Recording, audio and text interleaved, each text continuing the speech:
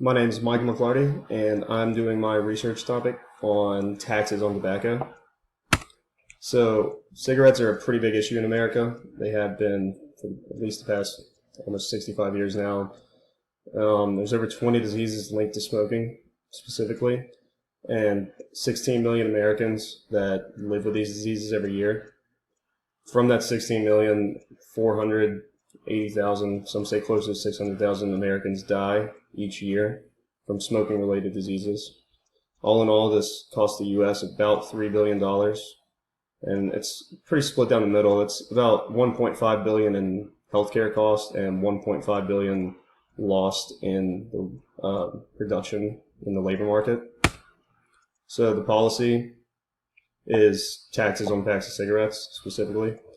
They've been around on each individual pack since around the 1950s, but they've been steadily increasing since 1990.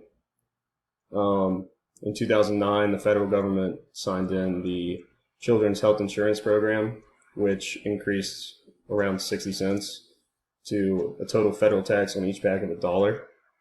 And that's on top of each state's tax. Each state has one. Missouri's the lowest, around 7. Georgia's around 30, and New York's the highest at $4.35. In 2017 alone, these states are projected to earn $26 billion from these taxes. So this study looks at, specifically, they noticed that from 1980 to 1990, taxes on cigarettes were pretty steady. They didn't change too much, but the rate of consumption was still falling at a steady rate. And from 1990 onward, taxes have been steadily increasing, but the rate of consumption is still falling at around the same rate as it was before. So they're actually collecting the data and looking at, do taxes actually decrease the consumption, or is it something else out there?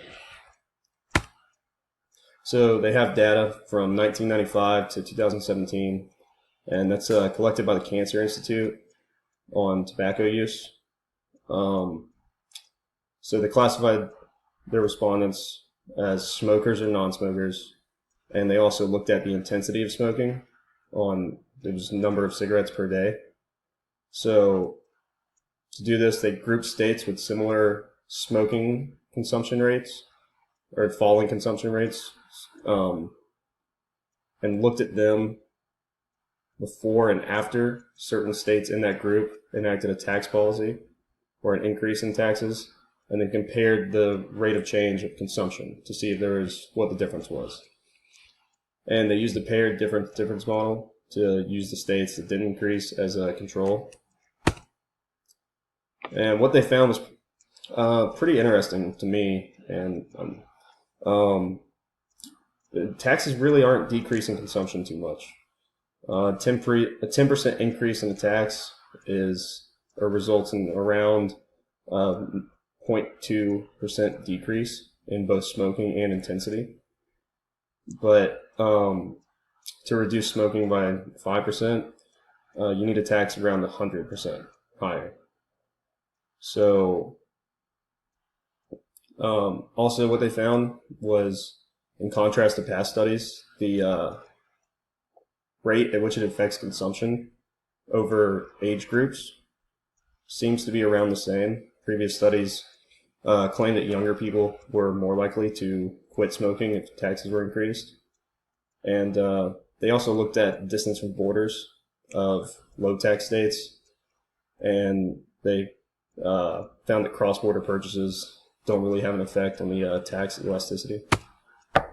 So, from what we know, taxes have a negative but small effect on consumption. So the goal of taxes needs to be mainly to collect revenue, to pay for the healthcare costs and the lost productivity, and to also pay for smoking education, tobacco education. And since it's not the taxes doing it, more money spent on something else would help in the long run, like education, telling kids not to smoke, stuff like that.